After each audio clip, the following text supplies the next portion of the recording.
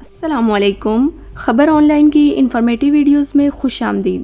سب سے پہلے اگر آپ نے ہمارے چینل کو سبسکرائب نہیں کیا تو ضرور سبسکرائب کر لیں۔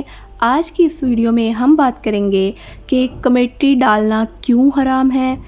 کمیٹی ڈالنے سے پہلے ہم اپنے پیارے نبی صلی اللہ علیہ وآلہ وسلم کا فرمان سنیں گے۔ تو سٹارٹ کرتے ہیں اپنی ویڈیو۔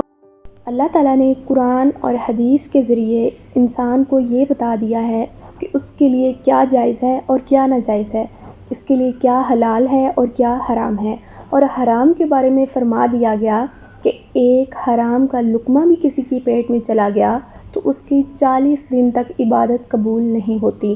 آج کا مسلمان خنزیر کے گوشت سے تو کراہیت محسوس کرتا ہے، اس کو حرام جانتا ہے، لیکن اپنی زندگی میں یہ جاننے کی کوشش نہیں کرتا کہ کیا وہ پیسے کے لالچ میں کیا طریقہ اختیار کر رہا ہے، آیا وہ حلال ہے یا حرام ہے۔ جس شخص کی کمائی حرام ہوگی تو اس کی اولاد بھی نافرمان ہوتی ہے۔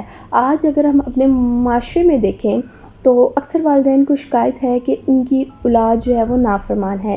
اس لیے چاہیے کہ ہم اپنی کمائی کے طریقوں پر نظر ثانی کریں اور حرام سے اپنے آپ کو بچائیں۔ آج ہم ایک اہم مسئلے کے بارے میں بتائیں گے جو معاشرے میں عام ہے۔ ہمارے محلے بازاروں میں کچھ لوگ مل کر کمیٹی ڈالتے ہیں۔ ایک مختص رقم ہر ماہ ممبر کو جمع کروانی پڑتی ہے اور مہینے کے آخر میں اکٹھی رقم ایک ہی شخص کو مل جاتی ہے۔ سوچنے کی بات ہے، ہم کمیٹی ڈالتے ہیں، یہ جائز ہے یا ناجائز؟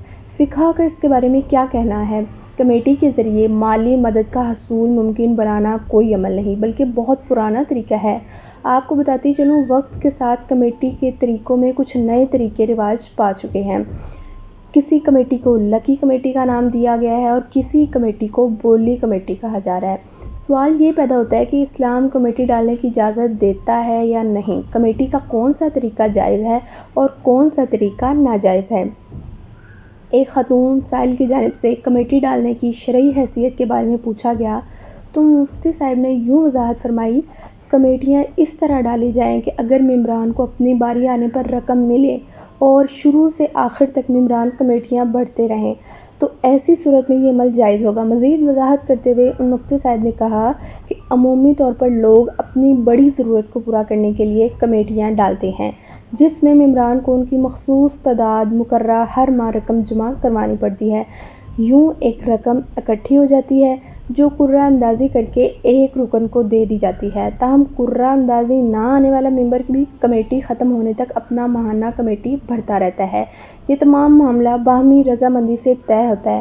ایسی صورت میں کمیٹی جائز ہے، لیکن اس کے علاوہ کئی کاروباری حضرات جو ایسی کمیٹیاں ڈالتے ہیں جنہیں لکی کمیٹی کہا جاتا ہے وہ جائز نہیں ہے، کیونکہ جس ممبر کی کمیٹی کھل جاتی ہے وہ پوری رقم تو لے جاتا ہے لیکن پھر کمیٹی کی ماہانہ رقم بھرنے کا پابند نہیں ہوتا، اسی لیے اسے لکی کمیٹی کہا جاتا ہے اور یہ جوا کھیلنے کی مانند ہے، اس لیے اس کمیٹی کو حلال نہیں کہا جا سکتا۔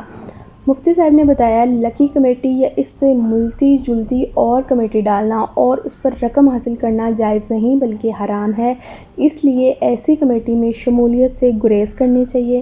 مجھے امید ہے کہ یہ آج کی ویڈیو آپ کو بہت پسند آئے گی۔ اگر ویڈیو اچھی لگے تو ہمارے چینل کو سبسکرائب کر لیں، ویڈیو کو لائک کر لیں، شیئر کریں۔ ملتے ہیں ایک نیکسٹ ویڈیو میں، اپنا بہت زیادہ خیال رکھیے گا۔ خدا حافظ۔